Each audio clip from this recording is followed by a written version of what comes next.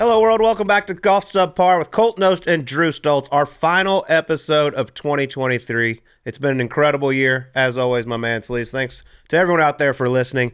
Can't wait to do it all over again in 2024. An enormous thank you to the listeners. We love you guys. You're the best in the game. Thank you for all the messages. When we show up on site, everybody holler and get amongst it. We love you. Thank you for listening. Yeah, slow year for golf in 2023. Hopefully it ramps up a little bit in 2024 for us. And if y'all want to get us a Christmas present out there, we would love for y'all to go to our YouTube page, subscribe, like, all that. We've got the incredible OGO Caddy video up there where Sleaze and I absolutely dominated carrying the bag. A lot of requests coming in. I don't know about you. It was 100%. I'm having a tough time negotiating the fee. These guys are so cheap, man. I'm whittling down who I'm going to caddy for at the WM Phoenix Open this year as we speak. Who do you got it narrowed down to? Taylor Montgomery and whoever Monday qualifies. Anyone else that I meet in the parking lot at McCormick Ranch. Done. That's pretty much it. But, man, perfect. Speaking of Taylor Montgomery, I was just up in Vegas, Shadow Creek, playing with Monty, Taylor, all the boys up there. Had an absolute blast. Wow, speak of the devil, Monty Montgomery just texted me as we're doing this right now. Hey, go. You didn't pay your bill. Yeah. But cruising around Shadow, our favorite place on the planet, to tee it up and get amongst it. Had my rock form going, playing all the tunes out there, having an absolute blast. You know we love rock form. Love them. Took it to Vegas. Didn't have to charge it all week. Best thing about it, 24-hour battery life. Depending on how fast you play, could be 5 rounds of golf. Waterproof, incredible magnet, which does... Could suck Ches Reeves' wallet wide open. And that ain't saying it lightly, but that's a strong-ass magnet. With that magnet you put on the side of your golf cart, frees up your cup holder so you can have your transfusions going. Got 2 of them. You can pair them together, get really loud. That's when you want to get real weird. And weird. We highly recommend getting it. It's a great Christmas gift. Go to rockform.com. That's ROKFORM.com. Rockform.com. Enter code SUBPAR and get yourself 25% off. 25% off. Just a heads up to all my close friends and family for Christmas. You'll be getting a Rockform, and you're welcome, because that's a good-ass gift, by the way. It's something you actually use. You don't got to take that back and return it or get shop credit like you do for most of the other stuff. So Merry Christmas early to all my friends and fam. Rockform.com, code SUBPAR, 25% off. All right, let's get it going here.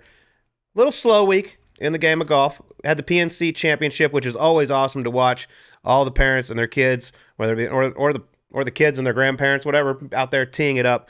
A family event. It's awesome to see. And surprise, surprise, Bernhard Langer won again with his son, Jason. His 5th title in this event, tying Raymond Floyd for the all-time record. This is his 3rd with his son, Jason. He won twice with Stefan back in the day. But I believe his first win came in 2005. Now he wins it again in 2023. The guy is just, as we always say, he's a robot. Jason and Stefan start having kids. He's going to probably win with the grandkids at age 85. Like, the dude doesn't do anything but keep on winning. Shout out to them. Obviously, the big, draw for the PNC, Tiger and Charlie Woods. I'll say this: Charlie did not disappoint. He's 14 years old. They moved him back some tees, didn't stop him from driving some greens. I got a text, Colt, from a buddy on the PGA Tour who I don't even talk to all that often, super regularly. Got a text randomly. It wasn't the Lair. The Lair was locked in at Q School down there. But he said Charlie Woods has the best swing in golf.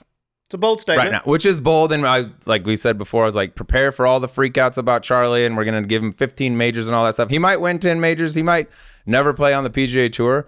There's a lot of distractions that aren't there at age 14 that come on later in life. But, dude, the golf swing it's disgusting. It's really like a hybrid of early Tiger mixed with a little bit of Rory right now. It is good for 14. I mean, he hit a couple 3-woods that I saw, whether the monitor was right or not, but 165-mile-an-hour ball speed. He could move it. And by the way, again, 14 years old, he was playing farther back than Bernhard was. Is that right? Yeah, Bernhard was one set to tees up from Charlie. Well, Bernhard, pretty damn good. I don't think he has 165 ball speed with a 3-wood, nor do that many guys, He's period. 65 years old. So whether they're juiced or not, I don't know, but the kid's moving it in the golf swing. Just keep doing what you're doing, bud. Tiger and Charlie ended up finishing T5th, but congrats to the Langers on picking up their 5th win down there at the PNC Championship as I drop my pen. But also, Q School going on right now. Actually, as we're filming this, final round's going right now. A lot of stressful moments out there. TPC, Sawgrass, they're playing the Dye Valley course, and then Sawgrass Country Club just down the road. 5 PGA Tour cards on the line. Then the next 40 get basically 8 events on the Korn Ferry Tour before the reshuffle and everything. But, man, Q School, it's going to be awesome to watch. 5 guys, 5 in ties, will get through to the PGA Tour and their life will change. But, man, I can't imagine. They got 5 inches of rain down there between Saturday night and Sunday morning. Rained 24 hours, basically. Had to take a day off. Golf course was too wet. Just basically did not play on Sunday. Had to come back on Monday and finish it up. Worst case scenario for those guys that are in the top 5 or just outside the top 5. If you're in contention for that tour card, sleeping the night before the final round is already tough enough as it is. You finally get through it. You wake up. You're ready to go. Let's get this thing going. And then like, oh, we're not playing today. And then you can't, like I imagine, unless you go somewhere indoors, you're not able to practice, hit balls, do anything. And then you got to show up and play the biggest round of your life the next day. When we left, this thing was underway. It was jammed up. We got a lot of juice, a lot of mojo. We're trying to send to the way of Spencer Levine, trying to make one of the great comebacks in golf. Everyone loves him. Spence, world beater amateur player, great junior player. Over 200 starts on the PGA Tour, and then lost it all. Lost his Korn Ferry Tour status, was playing mini tours, and then via Monday qualifiers made his way back into this spot right now. So huge shout out to Spence. I hope he gets it done out there. But damn, this is one of the probably the greatest day of golf in terms of like actual drama, in terms of affecting people's lives that you can possibly have. I'm glad I'm not there. I got sweaty hands just even talking about it. Big day. It's because you got your cashmere on. Big day. And we did, and we matched up today. Little Carolina blue. Little Carolina blue. Shout out Makes to the my heels. eyes pop. I love it. All right, well, let's get to our guest this week. Oh, wait, one last piece of news that's pretty cool. Announced via Dan Hicks at the PNC. Kevin Kisner will be headed in the booth for 2 events. This isn't a full-time permanent replacement. They still haven't announced that yet. Still a hobby. But Century Tournament of Champions and, shout out, WM Phoenix Open, too. It'll be great to get Kiz on there. I think Kiz just kind of testing the waters, but I know it's going to be something different than they've had in that booth for a long time, a breath of fresh air. I assume we're going to get the normal Kevin Kisner that we always get, which is the reason he's got this opportunity, but it's going to be fun to see him in there. He's only 39, so he's got a lot of good golf ahead of him if he still wants it. Look, I like this move. I think it's going to be great for NBC. Kiz, a very fresh voice, never done TV before. He's hilarious. He knows the guys very well. He's not scared to take some shots, needle the guys. He's one of the best shit talkers there is out there. I think this will be great for TV. We always said we don't agree that you have to be a major champion to be in that chair. Kiz has won plenty of times on the PGA Tour. He's played a President's Cup, contended in major championships. He can give his opinion, and I think people should respect that opinion. You don't have to win 5 majors to have an opinion on golf. The guy's been around golf. He's been good at golf since he came out the womb. He's one of those guys. I hope, like, I don't think we got to tell him, but like, just be Kiz. You know, we don't morph Kiz into like just the generic golf voice that are on a lot of the channels out there. I hope he's him. I hope they give him the room to run and be him, because it's gonna be it's a like legitimate reason to tune in and just watch those, even if you're not that into it, just to see how Kiz does. I think it's gonna be awesome. Yep, gonna be a lot of fun. They're trying a couple guys. Jeff Ogilvy also is getting a chance there. Jeff's great as well. He's fantastic. Yep. All right. Let's get to our episode this week. Yes. And we want to make this very, very clear. This is our final episode of 2023, episode number 199 in Subpar history. We wanted it to be very special. We were invited to an event for Phoenix Children's, which is a hospital here in the Phoenix, Scottsdale area, which I know you've done some things with in the past. Yeah. We know a lot of the people involved. It's a fantastic cause. Okay, well, they wanted Jon Rahm to be the interview that week, and they invited us to come do a Subpar episode down at Manner Babershop. Shout out Edgar for the incredible host you have. I don't go to a lot of barbershops, but yours is beautiful. If you did, he's nice with the straight razor. Jon got touched up before the interview, the whole thing, the beard, the whole nine. Manner, home for the stars. Does a great job. But this was filmed about a month ago, well before the Jon Rahm going to LIV announcement. So before anybody freaks out and starts commenting, we just want to let you know, like, this thing was filmed before then. There is no LIV talk in it. This is all about his incredible year, winning the Masters, the incredible week at the Ryder Cup, some great stories, and also talking about why he wanted to be involved in Phoenix Children's and this great cause. This is all about positive. It's the holiday season. We don't talk about LIV because we didn't know it was going to happen. Nobody knew it was going to happen. We had this, like you said, it's been over a month since we recorded this. We were saving it to the last one. Jon's getting involved in a great cause. He donates money to this great cause. He puts not only his name behind it, but he also puts resources behind it too. And like you've said, we did not know. Yeah. Jon had made no indication that this was happening, so we didn't skirt the LIV topic. We didn't talk to him yesterday. Jon just came out and said, look, I'm not talking till February, by the way. So when February rolls around, trust me, we'll be on the horn with Jon Rahm, trying to get him in here and talk about everything that he's allowed to talk about at the time. But at this time, nobody knew. We didn't know. The golf world didn't know, so we didn't just skirt LIV and not talk about it and fluff him the whole time. Like, this was pre any of that happening, just to be clear. And some great stories. And once again, thank you to Phoenix Children's for inviting us and having us out. We had a blast. It was cool to be in there. And it's always fun talking to Jon. This was also coming right off his throwing out the first pitch at the World Series, which was really cool. Right. Yeah. He had a lot of stuff going on, made the time for the kids. Awesome stuff. All right. Here we go. Jon Rahm on Subpar once again. All right, welcome to a very special edition of Golf Subpar here in front of a live audience. We're going to set the stage here for the listeners in just a moment, but first, introduce the man of the hour. He's had a hell of a year, 4 wins, not to mention a Ryder Cup trophy, another Ryder Cup trophy, and a green jacket, just coming off a fresh cut too. Senor Guapo Jon Rahm. How we doing, brother? Doing good. Happy to be a part of this special edition. Hopefully make it a good one. Yeah, always obviously good to see you, Jon. We've now had 195 Subpar episodes. You were guest number 1, only because Scott Harrington wasn't available. But thank you so much for being so loyal to us. Yeah. But we're here at the Manner Babershop, which is where you come to get that beautiful haircut in beautiful Old Town Scottsdale. Tell us a little bit about this place. Obviously, shout out to Edgar for hosting us tonight. This is an incredible spot. Thank you, Edgar. You got you looking right too. Yeah, this was a very expedited version of what we usually do here. I like coming with my friends Thursday night, Monday Night Football, whenever the sport, so they can take their time. We usually like to be the last people in here, and I'm not gonna lie, he does an incredible job. We're almost here for 2 hours because we're talking so much. But it was actually through a friend of mine. His name is John McMurray. You might see him out there in the long drive amateur competition. If not, he is, like he likes to say, slinging medical devices. Because that's what he does. So he's the one that came here first, and then he introduced me to Edgar, and me coming here as often as I can. Barbershops have changed a lot since I had hair. This is a nice place. Yeah, no, I mean, they can still do your beard, so. When was the last year you got one? Last, haircut or beard trim? Oh, probably when I was 21. Well, no, that's a long time ago. Lost it young, Jon. If I had hair, it wouldn't be fair. There's nothing wrong with that. No. Yeah. But most importantly, you have a beautiful beard, though. Thank so you so good. much. That Yeah, means a nice lot. beard. You're way nicer than Drew. Sometimes, yeah. But that's most not saying importantly, much. We're here for the Phoenix Children's Hospital. Yes. A great cause that I know you are very passionate about. And it's crazy to think 40 years ago, they just had one location. Now there are over 75 pediatric subspecialties and 40 locations throughout the state. It is an incredible institution, and I know you're very proud to be a part of it and help contribute.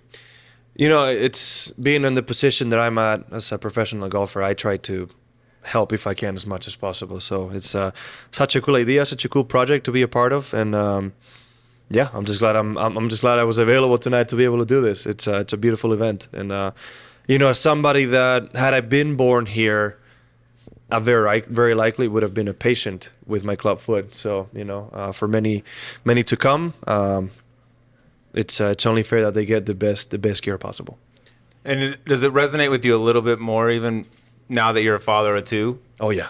It kind of hits home a little more, doesn't it? Yeah, just meeting some of the people in the room that obviously people behind the camera, I'm kind of thinking, I hope I never get to see you again in the hospital. I hope I don't have to walk into those doors with my kids, because it's one of the scariest things in the world when, they're not feeling right or they might need the care that, not everybody can provide. Yeah, they're doing great things, and obviously this live studio audience we have has done a lot of great things. So far to date, they've raised $1.3 million to support the foundation and the Hope Fund. It's the biggest charity golf tournament, which happens next week, the biggest charity golf tournament in Arizona. So thank you all so much, because none of this would be possible without y'all. Thank you. Clap it up for yourselves. Absolutely. Well, Johnny, it's been a while since we've had you in studio. April, right? And you're finally getting a little downtime in the golf season after a busy year. How does Jon Rahm fill his time when he's not playing competitive golf? What have you been doing, dude? It's a lot of downtime. I'm actually back to practicing now, but the last 3 weeks after the Spanish Open, I do nothing. Nice. I am terrible at doing nothing. Going absolutely nuts at home, driving my wife nuts, getting kicked out of the house, obviously, because I was driving her nuts. So, just at the end of the day, trying to be a dad. So wake up in the morning, get Kip out of bed. He usually wakes up earlier, and I take him to school, make him breakfast and whatever he's going to need for lunch, and just do the normal things that I can do with my kids, pick them up, be with the Neko, which, I rarely get to spend one-on-one time with each one and be quality time, because usually I'm playing and have to share those hours that I have with them. So it's really fun to be with both of them. Glad that they haven't gotten sick of me yet in those 3 weeks. They still miss me, which is great. I was just in the Callaway shoot Monday and Tuesday and got back home, and it's the excitement, the same excitement as if I've been gone for 2 weeks. So it's great to see. Besides that, not much. Call of Duty? Nothing. We're still No, Call of I Duty? have not been playing whatsoever. Being a parent, got to put a damper on that a little bit. Everybody I text are like, "Oh, we get in at 9 p.m. and that's an early time for them." Man, I'm asleep at 9. Like I'm not wasting 3 hours of my night playing a video game badly, right?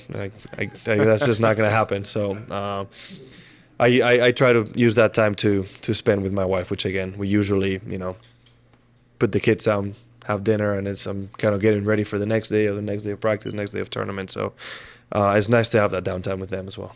How's Jon Rahm around the house? Dinner, I'm guessing you don't cook. No, I'm horrible at cooking. And when I said I cooked breakfast, I'm glad nobody was here to call me out on it. Like, it's more like it's just he gets his no, Cheerios? Not even. No, luckily Kippa does not like breakfast. Like, he likes his fig bars. He'll eat in the car, and that's it. Like, that's not Chef John. But I can microwave the heck out of some meatballs. So that's usually how it goes. Do you do the dishes? I do the dishes. Yeah. Oh, what a good husband. I do like things being clean, and I do enjoy actually doing the dishes, which is weird. Diapers. How are you? Speed-wise, have you gotten better? I should be on the Red Bull team changing diapers, okay? It's an art, isn't it? I'm quick. Yeah. I'm quick. Yeah. You and Slee should have a race. We should film that for Get Subpar. in and out of there That'd as be quick great. as possible. It depends on the kid. It depends on the kid. Now that Kepa is old enough, he just sits there and helps you out. When they're younger, they do not want it. So that's a big difference. Yeah, that's a different experience. Yeah. That first time you get in there, mix it up. You're coming. I think we got to go back to April. Yeah, let's move past that subject real quick. Bring Natalie in. She's We got to surprised go guest. back to April because obviously you won your second major championship, one that is very special to you. I know with Sevy's history there and it being an anniversary for him there. But to win the Masters, a green jacket, as a kid from Spain, how special was that week? Extremely. It's hard to put into words. It really is. Something you dream of your whole life, and to have the luxury to win an unusual Masters, right? With the weather delays, the rain, playing 2 rounds or a round and a half on Saturday. It's take pride on that. It wasn't the easiest tournament to play, so it was an honor to have a chance and get it done. And again, there's so many things, right? For people that don't know, it was 40th anniversary of Sevy's second Masters win. It was his birthday, April 9th. My caddy was wearing number 49 because when I signed up, I was the 49th player. So many things that kind of made it so special. And the one thing I keep remembering is I have a picture in which I'm holding my son and my dad is hugging me, embracing me on the 18th green. So to see that always makes me emotional, right? It's quite unique to see 3 generations right there, and to share it with both my son and my dad was something I never thought of. So How often do you look at the green jacket? Just to remind yourself, like for it to set in, just like, dude, I just want. wore it It's the gotta other be. night in I front know. of 50,000 We'll people. get to that in a minute. But when you're just at home on a Tuesday, be like, let me go check that thing. So it's where it is on my closet. I basically walk past it every day. So Nice. I see it every day. Nice. Yeah. What about taking it out? I know there's a lot of rules on you got to get permission to take it out. Where's the coolest place the green jacket's been thus far? It might have been just recently. Well, no, it's made 2 appearances. What I've had it on. Your podcast being first. Yes. Yeah, exactly. Nice. Well done. This is why we love you. For you future Masters champions. Yeah. Hello. Well, and then I did have it on the celebration and display. I didn't have it on me because the champagne shower would have not agreed really well with it. Neither did I, but whatever. That's another point. Second time was the first pitch of the World Series. Yeah. Yeah, that was Which the you second time. dominated.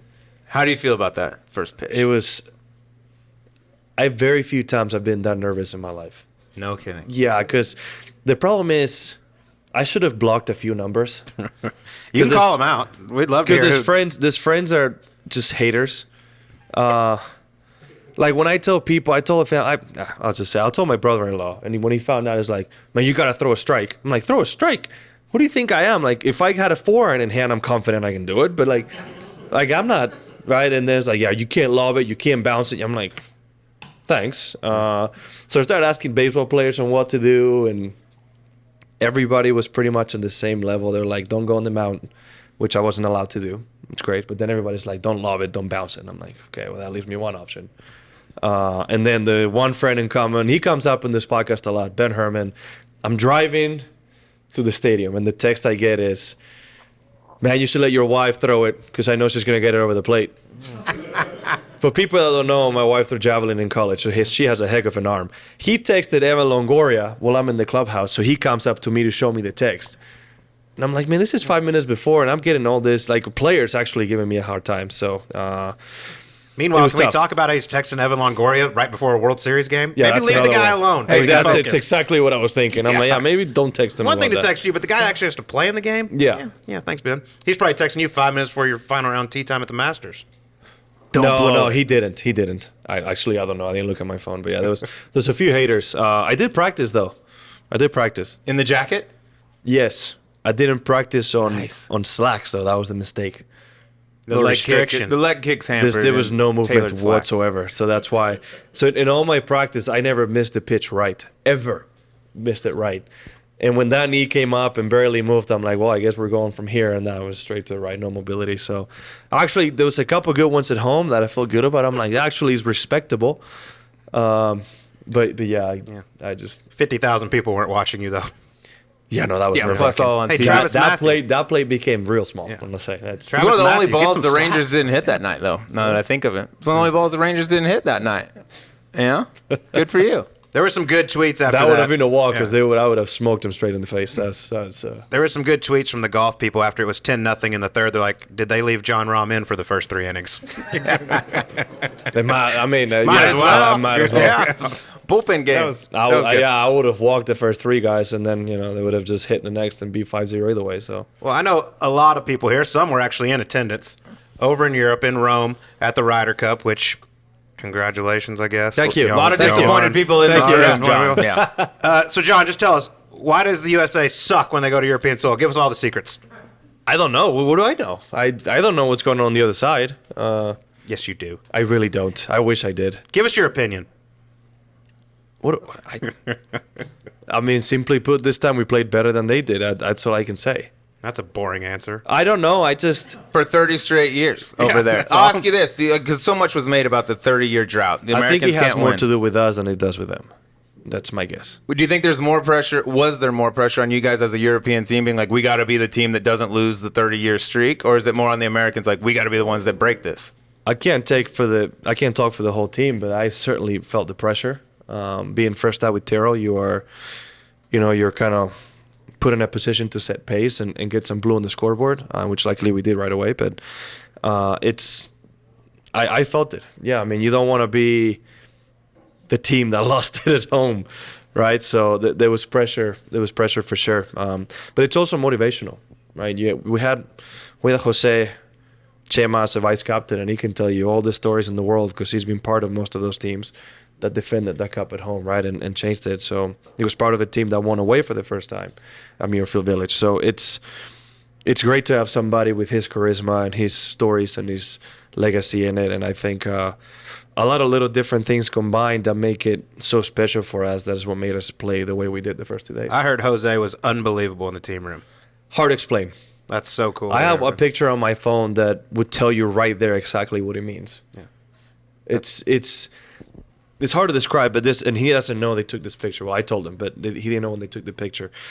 Luke made this, I don't know if there was a video out there, this soccer-like locker room where we all had our name and a sentence on our native languages that some people didn't even know they had, like the Irish and the Celtic languages and all that. And in the middle, they had Sevi in the last ever shirt he ever wore as a Ryder Cup player. And there's a picture of Ollie on Sunday after everything happened. He goes in alone because there was a door you could actually just be locked in by yourself, and he just puts his hand on the glass, and he's just face down, kind of holding himself like that. Obviously, try to feel that connection with Sevi, and that was, I mean, that tells you everything you need to know. That's awesome. For somebody like me, when I'm talking to him and he says certain things, like the emotion I have going to that first tee is so different. It's just hard to explain. That's cool. Really hard to explain. I hadn't heard that. And And he's telling you stories about everybody. Is just so much fun. that's awesome. And like hindsight is really easy. I feel like to evaluate captains after the fact and question things if you're on the losing side or praise things if you're on the winning side. But from the jump, Colt and I agree on this. Like Luke Donald seemed to be doing an unbelievable job with the European side. Would you agree with him being just a world-class captain? Yes. And I think the whole team wasn't kidding when we're all saying 2 more years, because he and his wife Diane absolutely killed it in every aspect of things. That was such a good Ryder Cup that he set that bar extremely high. All right, some big news here from Subpar. We have officially launched our own YouTube page. Make sure to subscribe at golf_subpar on YouTube. Check out this week's video. Like, subscribe, do all the stuff. Colt, we got some cool behind-the-scenes stuff coming, and give you a little outside look at some of the stuff outside the studio. So please like, please subscribe. You're the best listeners in the game. We love you. Back to the show. I got to put you on the spot here because I'm curious. At the opening ceremonies, which some of the people were there, you know, they had the fighter planes go over. Mm-hmm. They had the red, white, and green, the colors of Rome, as they went over. And then Zach Johnson gets up to give his speech. Yes. And they just happen to do just another flyover right in the middle of it. And I kind of interrupted. Did you know that was coming? None of us did. amazing. I felt horrible for him because that is nerve-wracking enough, especially as he's trying to pronounce names in Italian. Yes. And another flyover goes by. It's Whoops. yeah, Sorry. They were close. I don't think that was meant to happen. There was no chance that was meant to happen. He just Started. looked Circle up. back, circle back. He started. Yeah, it was like right when he was getting going, trying to speak No, a different exactly. language. Yeah, he actually caught on the stride, and he was going good. He was doing great, and yeah, no, That set the tone. I really felt bad for him. I mean, no, that's not why everything else happened, but That's what we think. Maybe, maybe not. There's no way to really know for sure. Rory recently said he thinks winning a Ryder Cup on foreign soil is one of the hardest things in sports, not golf. You've played on both sides. Would you agree with that? yeah, I can agree with it. Yeah, I mean, if you think starting besides 2012, it's 2014, every time the home team is won by a landslide. I mean, it hasn't even been close. Mm-hmm. So I would say, though, y'all are going to have a much different team, obviously, heading into Bethpage in a couple of years. I mean, the guys that were, you know, legends of the Ryder Cup, the Poulters, the Westwoods, the Garcias, obviously were getting towards the end of their career at Whistling Straits. And that's why I think that's one of the reasons it was such a massive blowout. Now y'all are young, the U.S. hungry. played incredible that week, though. Yeah. I mean, the golf the U.S. team played was absolutely amazing. So it's a combination of things, though. Yeah, I just think y'all's team is much stronger now than it was. And We needed that. I don't know how to say it. That it's not a reshuffle, but it's like a renewal of the team, like you just said. I mean, there was 4 or 5 players that were part of nearly 40 Ryder Cups combined, and if you add up the vice captains, so many. So, yeah, I mean, they're part of a team, they're part of the history. But again, sometimes having those new younger players like a Ludwig, it's a good thing. So I think that's one of the big reasons why we played so well. You have the younger spirit of wanting to continue the legacy of what they've seen growing up. how much did it mean to you for Captain Donald to put you out first in singles? Because that's a hell of an honor. Yeah, he told me early too. When I saw I wasn't playing on Saturday afternoon, I figured I was gonna go early. In all the conversations I've had, they've always wanted me to go early, but he rested me to go first, and it's an honor. It's an honor. Again, when you're going first, they want you to set the pace, right? If you see blue early on, that's gonna motivate the other guys a little bit more, and hopefully demoralize the other team if that matters at all to them. And you do feel the pressure, especially at home. It's unlike anything I've ever felt before, and it was a lot of fun, you know. And it was great to have a great match with Scotty. We both of us played good golf, and I think that half was a pretty deserved score for both of us, because either of us could have taken it, right? I think the way we played down the stretch, I made birdie on 12, tapping 13, then he has tapping on 14, birdies 15, we both birdies 16. I mean, it was just great golf. So I think it was very deserving to have that half. It was a big half for both sides. We needed that full point. You guys needed to keep us off the board. Yeah. That was just a great match played all around. Go back to the foursomes, because you played with Tyrrell, both times. You were a formidable duo. How did that team come together? Was that analytics? I know you guys looked a lot at that. Or was that like, hey, he and we meshed really well together? I think Tyrrell and I made a lot more sense together after a psych evaluation, to be honest. That's what what I was getting at. Were you the Tony Robbins of that pairing? Who's the positive guy? Yeah. Me. Yeah. Oh, me. I mean, he's very positive. This is the thing. Tyrrell and I are both severely misunderstood. Like, Right. yes and no. Like, I think we mean a lot of what we say. It's just when you say it, you get it out, and it's a way to just keep fighting, right? When somebody is like that, usually they have a lot of grit within them. And Tyrrell is an incredible player who also, when he gets frustrated, plays incredibly good golf. So having somebody like him next to him, it's a lot easier because we both understand. If he ever got mad, I was like, yeah, man, let's hit it out. Let's go get it going. Like, he was pissed after missing that second shot on 15 and the par putt on 15 on the Saturday foursomes in the morning. And then hits a good tee shot. I hit a bad chip shot, and he makes that 15-footer right before Xander has to putt. And, it just brings out the best in a player like that sometimes. So knowing each other like that, I thought was very, very important. And I think that's why we made so much sense. I don't think it really mattered tee to green. He's an incredible ball striker. He's good at everything, really. So I teed off on the holes I teed off on because I'm a longer player, and in theory a bit of a better iron player. But I think our match was more mental and personality than anything else. How do you think Tyrrell will handle the very welcoming and courteous crowd up in New York in a couple of years? They're friendly. Friendly environment. I love New Yorkers. I love New You're Yorkers. trying to get them out in front of it. No, I love going over there because it's really fun to play sports over there, right? Obviously, we're going to be the enemy for the week, so we're going to hear what we're going to hear. But you also have some of the best sports fans over there. Even at Whistling, like, I'm playing with Sergio. Clearly, they don't like us. We're playing good, even less. And even after making a good putt or winning a hole, people are angry, but you can still hear a lot of the crowd giving you props. And that's what I respect. It's always going to be the 2 or 3 guys, maybe 100 or 200 guys are going to drink a little too much and say some things that maybe they shouldn't say. But for the most part, they understand sports and they respect sports. So we're going to see both things. But unfortunately, where you hear most and louder is going to be the comments that you wish you wouldn't hear. But there's a lot of people that respect it as well. So there's both sides. Now, I think Tyrrell and I might get paired again together. So we might need a full-time shrink on that foursome to calm us down, somehow keep us together on that golf course. I would like to follow that match. Honestly, I think I love the atmosphere being on the other side, and I think Tyrrell's going to like it as well.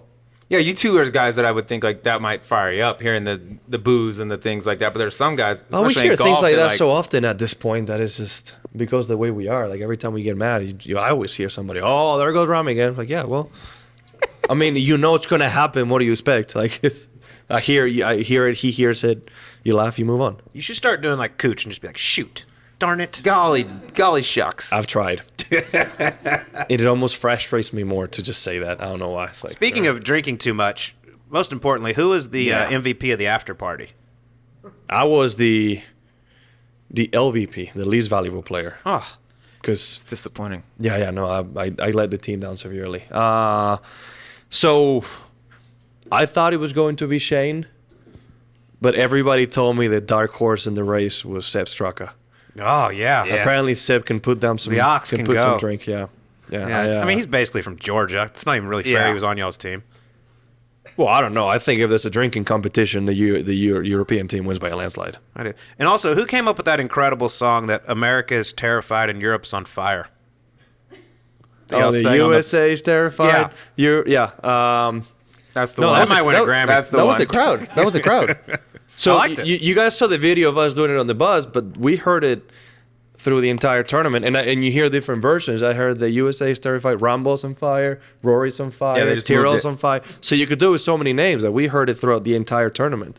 Yeah, that was great. Since it's coming to the States and we get dominated in the chanting and the singing over there, how is it that they always come up with like, we were there every day and it was like, dude, there's a new one. They got a new one on number one. Who's coming up with this and getting it out so that everyone on the first tee knows it? And I think it's because they're football hooligans. That's just what they do. Yeah. Sorry, soccer. That's a big advantage. Yeah, they're just what they do every season. They come up with something new. So they they figure it out. If I'm gonna say something for anybody going to Bethpage in a couple of years, please come up with something new to support your team. Yeah. Because if there's something about the U.S., you hear the same 3 to 5 chants on every sporting match of every team of everything in this country, Well, which is great. But it almost seems like you're cheering for both teams, right? Like that's kind of like if you can get going with stuff for your team and personalize it to the players, I think it'll make it a lot more fun. You don't think that USA chant's real creative? Well, you hear the USA, That one's pretty good. right? The They spent a lot of time on that one. I believe that we will win. Yeah, That one as Yeah. well. Yeah. That's it. Got that one. That's the end of it. Yeah, and a couple others that just There's, I just would like to see a little bit more. guys, of it. well, there's 2 guys sitting right here that are happy to go up a week early, Seth Waugh, if you're listening, and work with the crowd a little bit, get some creative a little things juice, going. a little juice in the No, arena. but that's it. It's hard. I don't know how they come up with what they come up with, but hey. They're good. Did you at any point think, I've meant to tell you this, but I also was like, to be honest, was Team USA that week, even though you're my guy. But this all was right. the perfect, you're the Spaniard, you're in Rome, the Colosseum, the gladiator mask. I thought, we've talked about this, and I was like, he's going to wear it. He's going to come out of the tunnel in the gladiator mask. No, Do you regret God, no. looking back now? They're like, dude, No. that was the moment. We've talked about doing it on 16 at the Phoenix Open. I'm like, dude, this is actually Rome. You know the amount of pressure I would have Would've to, been I would sick. walk out with? No chance I'm doing that. It would have lived forever. Now, In hindsight. on that part on 18 against Scotty, because it was so long, I had a lot of time to think, and your mind's racing. When they started going a line down the hill, I was thinking, if this goes in, I'm stealing a mask because people had them, and I'm going to the green and giving the "Are you not entertained?" Yes. Now, then I was thinking, well, I'm the first one out. You never know, and then I missed it and I didn't do it. But That would have been filthy. Would have been so dirty. Yeah. had my putt on Friday afternoon not been quite a bit of luck on 18, I probably would have done it there too. Went in with nice dying speed. I mean, it's in. It is what it is. But perfect line, obviously. But had it not been like that, even if you just hit the back and not jump up, I think I would have been able to celebrate it in a different way. But yeah, we definitely missed an opportunity with that. Yeah, Definitely. that was somebody- the moment. I thought somebody in the crowd was actually just going to start chanting Spaniard at one point. I don't know. I was hoping at least, but it didn't That would have happen. been our I American was friends.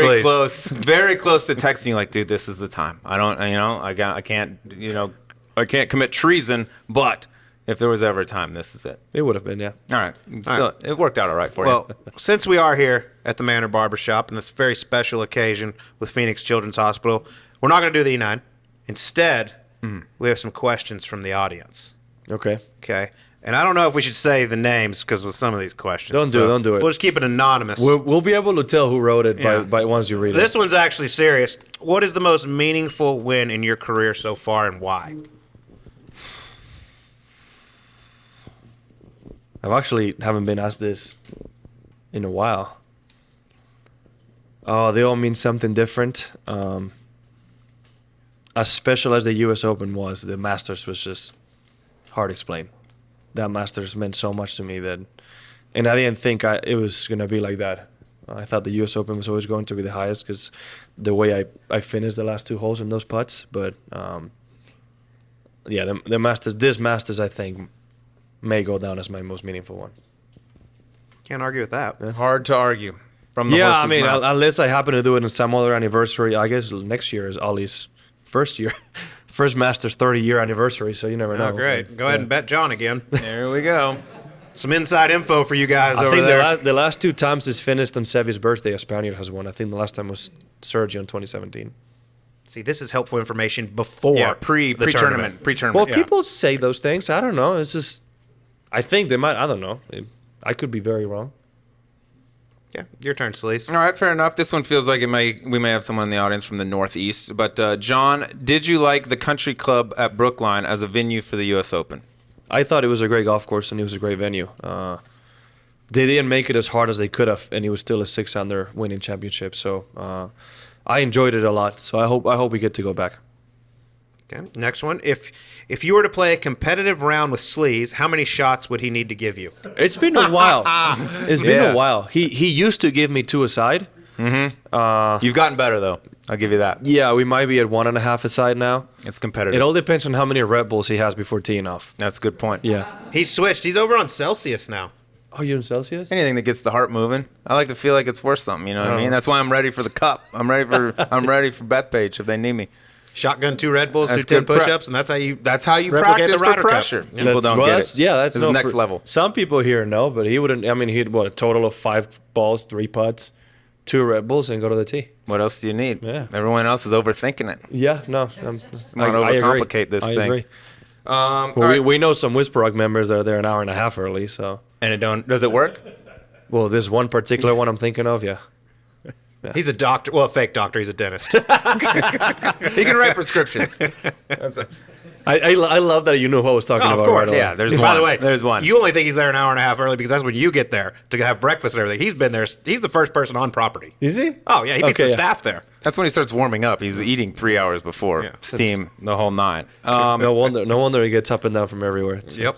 This is a juicy burger right here for you, Johnny. In your opinion, who will be the next world number 1 who hasn't already occupied that spot? Oh. Victor, off the list. Victor Hovland. That's probably right. I had to That's choose probably, one, yeah. I would probably agree with that. Anyone else in the mix?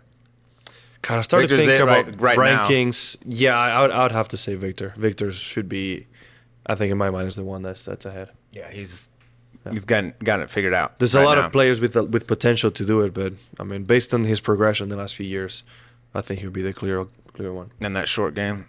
Yeah. Kind of set the tone at the Ryder Cup with the chip in. Anybody seeing this, and as a fan of Victor, they'll understand. I'm a fan of Victor. Yeah. Not his music, but Spin-Loft. him. Yeah. Spin-Loft, yeah. You remembered a couple places here in Scottsdale. Where is it easier to win money, Whisper Rock or Silverleaf? Silverleaf. Can you go into detail why? Well, because last time I went in Whisper Rock, I shot 9 under and lost $600. So yeah, Do you want to talk about who your partner was because that there's day? a bunch of vultures over there. That's why. They've gone from wolves to vultures. I mean, it's insane going to that golf course. Like I can't. I'm sorry.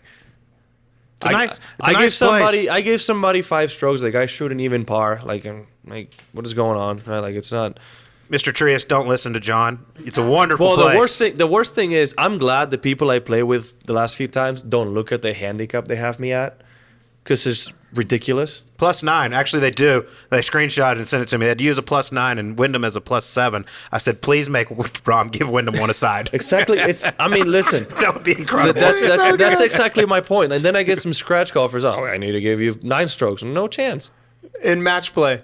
Yeah, it's beautiful. Yeah. Let's play this game for this much. Yeah, of course. You're gonna. Look how tough it's made you, though. Yeah. Got you a green jacket. That's why Losing all I that money. don't go as often as I That's used worth to. it, ain't it? When I play a Silverleaf, I play Ben. I give him 3 strokes, and it's a lot more competitive because I have a chance of winning and losing, but it's a lot closer. You give Ben Herman, a non-professional golfer, only 3 shots? She beats me more often like that. Used to be 2. Now it's 3. Tough. Tough game out there. Funny his name just came up because I actually have a write-in from someone not in the audience, from Ben H. from Scottsdale. You kind of already addressed this, but he wants to know, are you the only golfer on the PGA Tour whose wife would have thrown out a better pitch? So he's here even when he's not here. I am. Wait, seriously? Yeah, it was a write-in. Yeah. Write-in. He's not here. He wrote it in. Oh, he wrote it in. Yeah. of course. Yeah. Yeah, I think my wife athletically will do a lot of things better than most. There's some obviously like Alison Fowler who was a pole vaulter, and a couple others that were athletes as well. But I would put Kelly up there in most sports. The one complaint you seem to have had about this is a question. This isn't from me, just so you know. Yeah. Let me guess. You've had over the years is number of bathrooms out on the golf course in the PGA Tour. Yeah. What is the number you would like to see out One there a to hole. satisfy? How is that so difficult? I can't choose when I go. When you're nervous, you go. Is this kind of how it is? That is true. There's people around. There's cameras. I've already seen on national TV taking a piss against the tree. So I would think they want to protect that, but apparently not. Is that so unreasonable? This is why everybody was so concerned because LIV I didn't write the question, John. You're yelling merger at me. this. What's going to happen with this? Are they going to compensate who? What's all the? I just thought, well, I'm not going to, with the least objectionable request I can find. So And one a hole. Here's bathrooms. One a hole. You want to hear something funny? Yeah, I do. Yeah, I of love course. funny stories. That same week, I love you, Kelly. I'm sorry. Yes. That same week, Jason Gore, who works for the PGA Tour, goes to Kelly. He's like, "Hey, Kelly, is there anything the PGA Tour can do better for you?" He's like, "Well, as wives when we're out there, it's really hard to find access to a bathroom. Is there a chance we can go to a tent? That was literally, she hadn't seen it, like 2 or 3 hours after I did my press conference. Oh, she had no idea. Talking about porta potties. So here comes to like us, like I think people must think we have an obsession with bathrooms or a problem, one of the two. I don't know. Yeah. This damn Rahm family has a bladder problem. We're very hydrated. let me I tell did you. notice now. But in her point, though, is more like when you're following certain groups. Like if I get paired with Scotty, especially which I did that week, there's a lot of people following. They can't go to every porta potty. Not everywhere's accessible. They can't go on all the sponsored tents, right? So that's kind of what she meant. Is there anywhere we have access to go in peace? Shit, when I played, you could just go right out of the tee box. Nobody was watching. Yeah. Well, it's Playing the also, wrong tourneys, bud. it's also a lot easier for men than it is for women, right? So Yeah. I did notice now, though, they're putting inside the player porta potties a list of where all the bathrooms are located for you. Oh, so you can plan ahead. I mean, that's just Yeah. so over the top. Like that's just.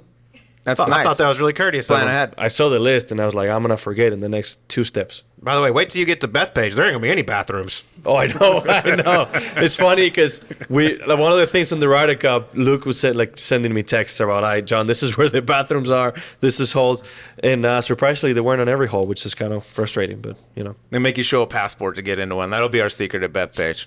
No pissers for the hey, Euros. you can. That's when I got shown on TV against a tree. Yeah, That was that's Bethpage. right. That was Bethpage, That's right. yeah. That was the time. You got caught. Well, I either go through a million New Yorkers to go to the public bathroom, or I take my chances in the hay with the ticks.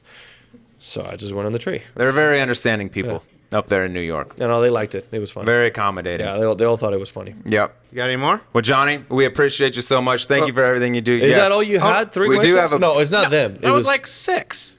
Oh, sorry. Yeah, we only got a We certain had amount of one time. in here that you kind of But- already answered during the show. Yeah, so but first left off, that out. we got to say thanks to Edgar and the Manner Babershop. This has been incredible. Yes. Yes. Thank you so much. If you're in Old Town Scottsdale, come see him. There's a bunch of bars very close by, so good reason to come on in. Yes. And also, Phoenix Children's Hospital, thank you for everything. Thanks for having Sleaze and I on the Subpar podcast. All right, well, that was Jon Rahm joining us on Subpar about a month ago for Phoenix Children's. Just had an absolutely incredible time down there at the Manor Barbershop. Once again, thank you to Edgar and all his people involved there. That was really cool, sitting up in the barbershop chairs. Thought it was a really cool setting. He's got all his incredible memorabilia behind him and everything, but it was cool to sit down and go over a year that was fantastic for Jon Rahm. Obviously, before the LIV announcement, we kind of went back and forth on what we should do with this episode. Once the announcement happened, we reached out to his team, talked to them. They're like, look, it's all positive stuff. It's for a great cause. Let's just put it out there anyway. Yeah, and I couldn't agree more. Like, I knew right when he announced that, first thing, texted you guys, like, so the Rahm episode, what are we going to do with that? We just want to, like, once again, make it very clear, the LIV had not been announced. We did not know about it. John had made no indication he was going to LIV. It was not even a topic of conversation at the time. This was just an interview we did with John, kind of recapping his year. And if and when he's able to speak about LIV and the move and all the factors that went into it, we hope to get him in here 100%. right now, because he's been as good to us as anybody right after the Masters. I mean, he said the green jacket's been, 2 places?